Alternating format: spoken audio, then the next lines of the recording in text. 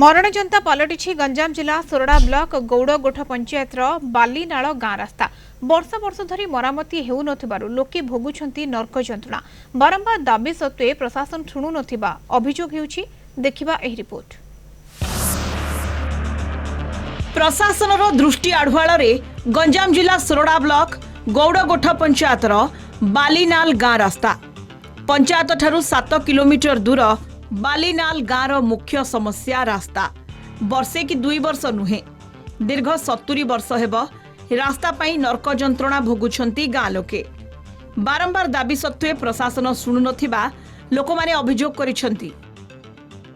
है कि 25 वर्ष है से पूर्वर गाँव रे रोड ना कि ना बहुत असुविधा हेबार होची। आज्ञा कौन पाए सरकार दो ना हमको मैं एते जाय कि 8-10 थर हेलानी टंका खर्च करी कि आमे जिबार आसबार होतुसी ना हमर पदक्षेप नौ नाहंती से माने कौन पाए सरकार ए चलती से माने ए रास्ता जो आमे बहुत असुविधार सम्मुखीन हो, विशेष करी एम्बुलेंस आसी पार ना।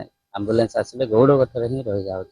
डेलीवरी पेशेंट हो कि जे कोनसे पेशेंट जरा ना बहुत असुविधा होते। आ द्वितीय तो पिलाने जो स्कूल को जाउछन्ते पंचायत स्कूल को से माने भलो भाबरे जाय पाउना काहे रास्तार जो अवस्था है सेहिति पय पिलाने जिबा को मध्य मनोना हो। रास्ता खराब थिबारु गाँ को एम्बुलेंस आसी पारे नाही।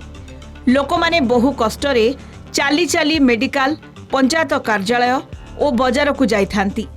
दीर्घ 30 वर्ष तले गौड़गोठ ठारू बालीनाल को एक पिचु रास्ता करा जायथिला। एबे ताहा संपूर्ण नष्ट होई गलानी। प्रशासनर हेय मनोभाव विरोध रे गाँ लोके मुख्यमंत्री अभियोग शुनानी प्रकोष्ठ रे पहुंची।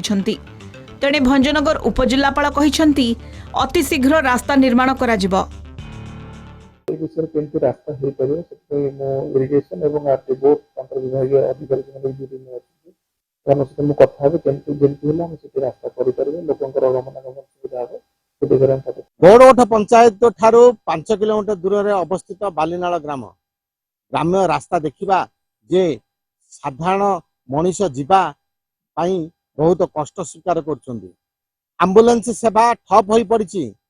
जेतेबेले ग्रामांचल रे रोगी प्रसूति महिला किंबा साधारण रोग हेले मध्य मेडिकल को जीवा पाई हेले 108 किंबा 102 डाकिया को हेले गाड़ी आसु नाही। कारण कहूची रास्ता भलो नाही। एही समस्या संपर्क रे प्रशासन को बारंबार ग्रामवासी माने गुहारी जणाइछन्ती तथापि किछि सुफल मिलनी।